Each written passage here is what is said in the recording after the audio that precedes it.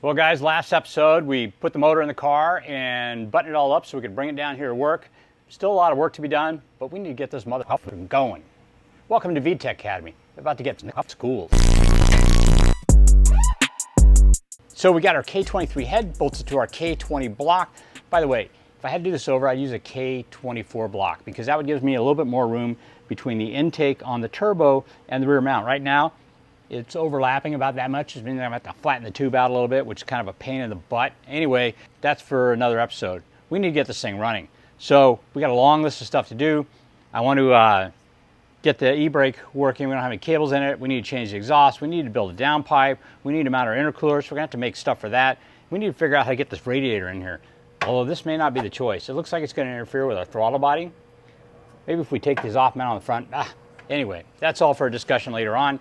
We got to get this thing going. We need to get this thing out on the track before the really hot weather steps in. We're like 100 today. And it's going to get too hot for a turbo. So join us as we start making sparks and getting this thing going. Oh!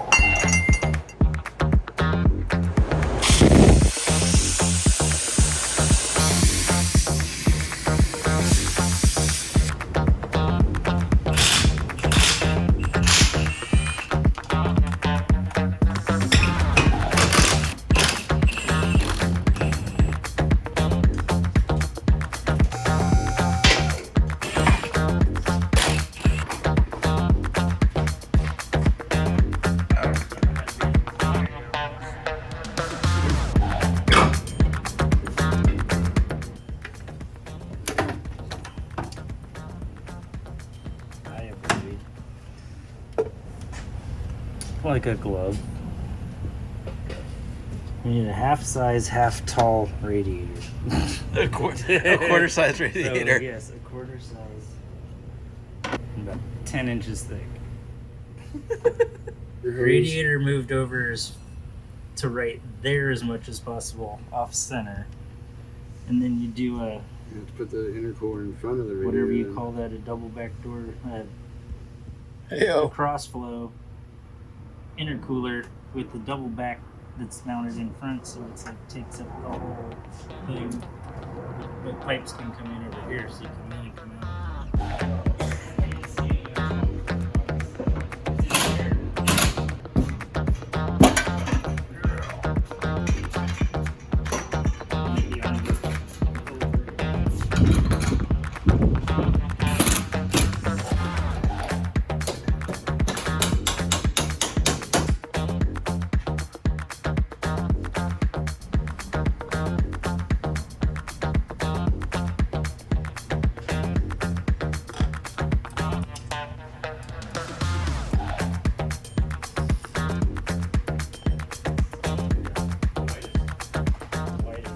When you put the center feed on, what'd you find out?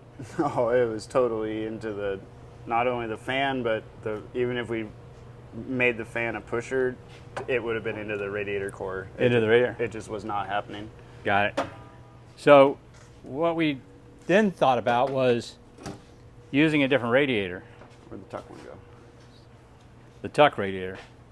If we did this, as you can see, it opened up a ton of room behind the radiator, and it actually allows us room around each end for intercooler piping. So this would work with the center feed. We would wind up having to cut out the grill here in order to mount the intercooler. What if we just not do the center feed on this particular setup? That's a legit idea, and I'll tell you why. Because our intercooler is over here, so the piping is actually pretty simple. It just come out of the bottom of the intercooler and boom, right into the throttle body.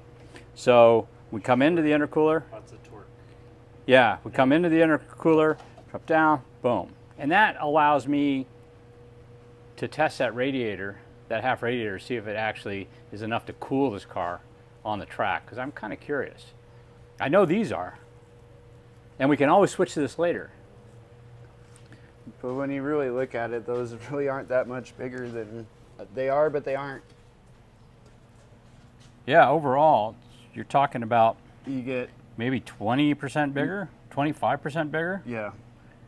So, I mean, everything helps, especially in Arizona. yeah. Well, we can try ducting that.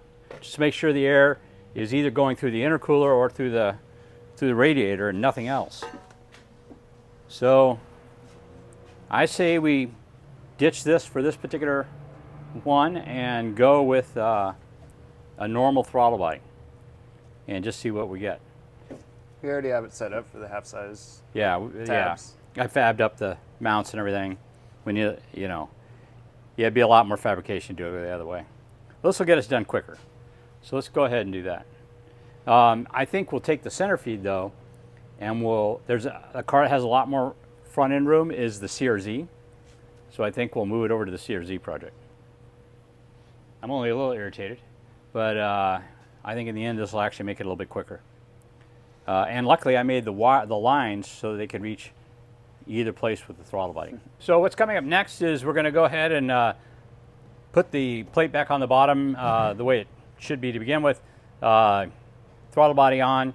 We're going to mount our radiator, make a bracket for it. We lost the one from KTuned.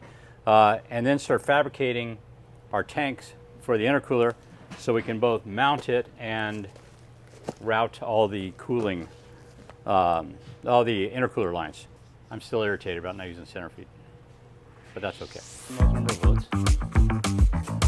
We got 3 monkeys on this coconut. Couple supervisors.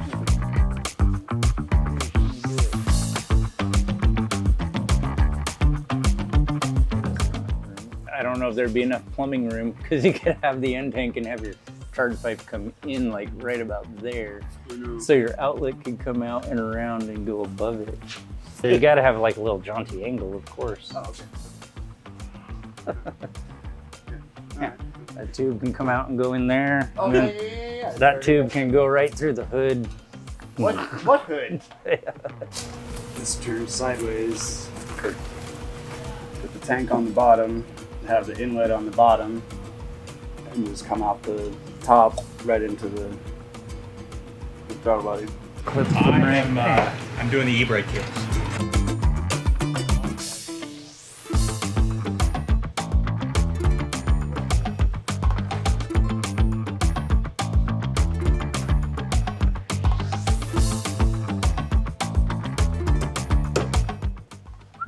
Throttle body.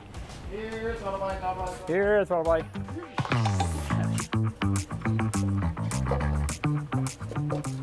Oh my God. Yeah. So That's interesting. Not gonna work, but that's okay. I just want to see where that was. So we're gonna have to change that. Oh, so we should probably come out at least right here. We'll make the tank and then we'll mount it to the throttle body and then we'll use that to determine where we mount it on the bottom. That's what I needed to know. If we build it that high, I can just come straight out and then we can do a coupler. So were you gonna make it square, or were you gonna do? No, I'm gonna make it like a triangular. Taper to Yeah. bolt to yeah. Top and Nice. bottom. I'll stay high because that way we can take our intake tube Out under and come underneath it. forward. Yeah. Nice. I'm gonna draw it up.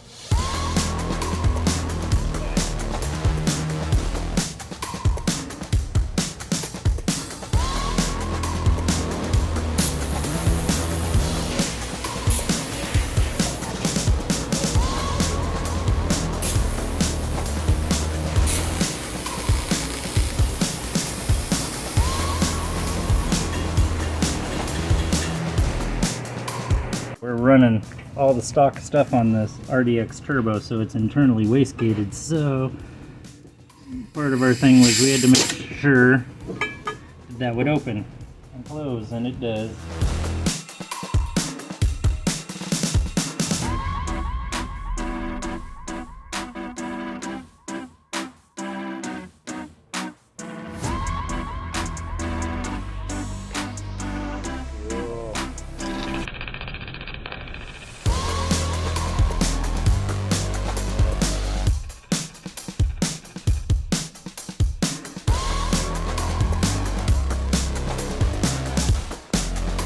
We went with the KTuned swap radiator. It's pretty basic, goes right in. We have a slimline fan on there.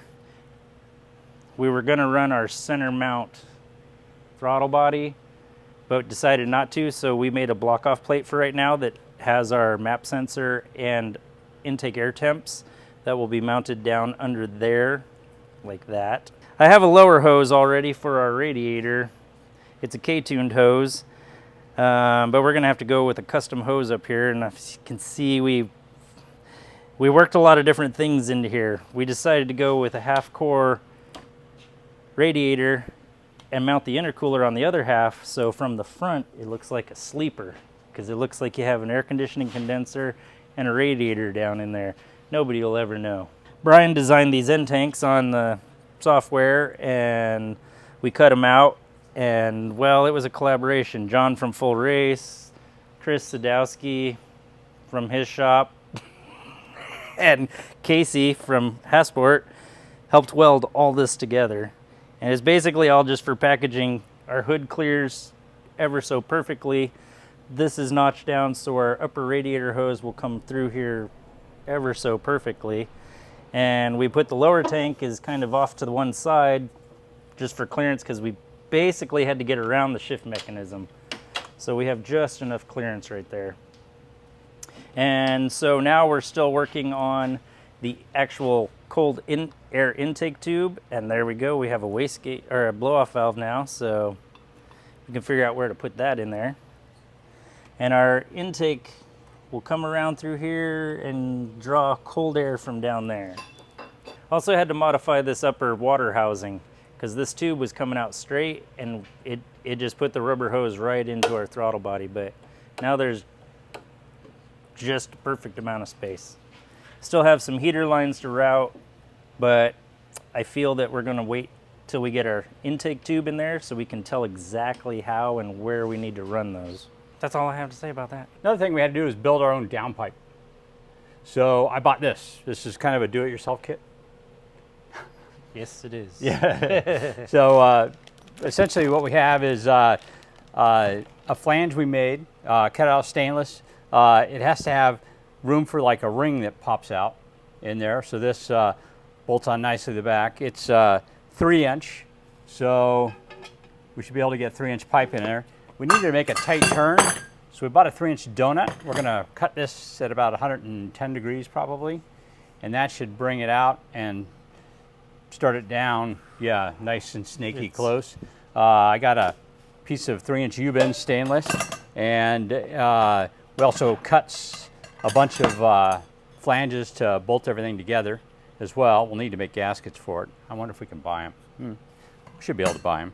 And I also got a catalytic converter that supposedly is not carb legal, but OBD2 legal. Although I don't see a place for the O2 sensor. We might have to add that. We could add that. Yeah, we'll add that in there too. So I'll dig up a bung or two for that, so we can add those. So this should not cost us any horsepower and get us where we need to be for legality reasons, and it's going to require a little assembly. But you've done that before. Yeah. Some assembly. Yeah, required. Some assembly required. Flex pipe. And something about flex pipe. A lot of the exhausts, they come out and they go all the way back, and the flex pipe is kind of far away.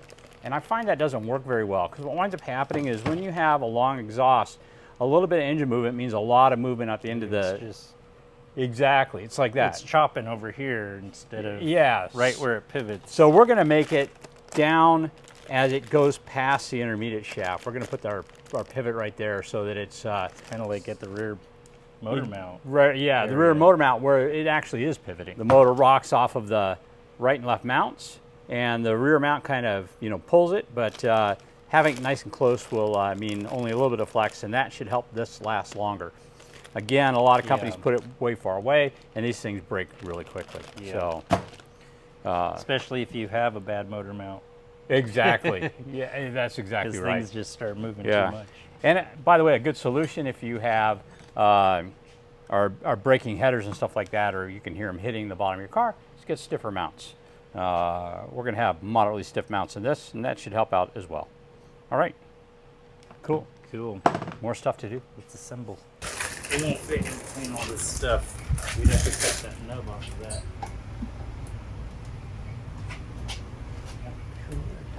I cut cut that in half and cut 3 inches off of it. Oh, that's sweet.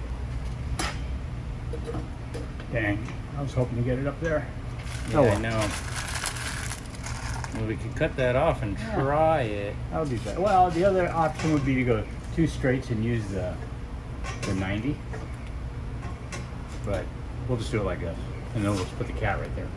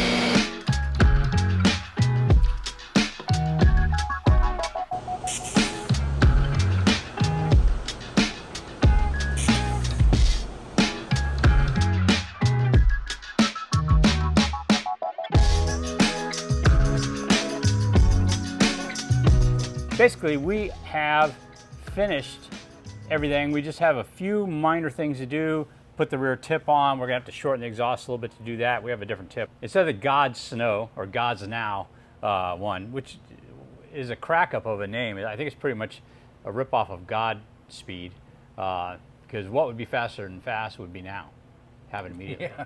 So I think that's why they have God's Now. But anyway, instead of the God's Now muffler, we're going to use a Blocks muffler. I like the sound of those better. I also like the look of them about 100 times better. It's got a nice little turn down tip on it. But our exhaust is done. Let's kind of show you what we did here. We have supposedly an OBD2 legal cat. That's how it was labeled when it came from Amazon. The only thing it's missing is a secondary O2 sensor. So we don't really need to do that on this car because it's an OBD1 car.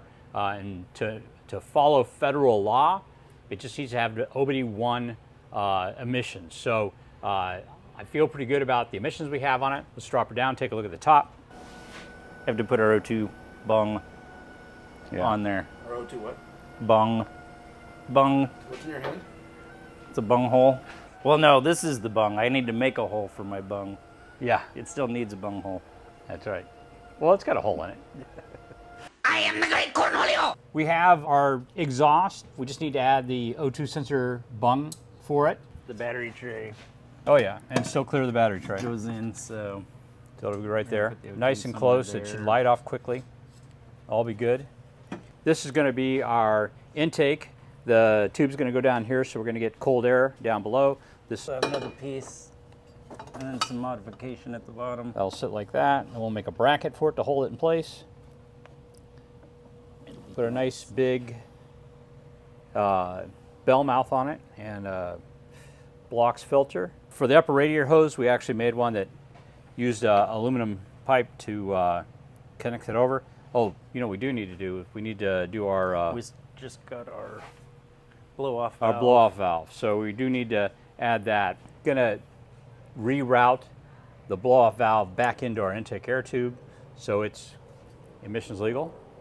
And it should, and I shouldn't say quotation, it should be literally emissions legal. We're probably gonna make a bracket to hold the two pipes together, and then another bracket to hold it on the engine so that it's nice and rigid. We're ready to basically wrap up the last two little things. Oh, we need to do our fuel sensor wiring, and we need to do a boost reference.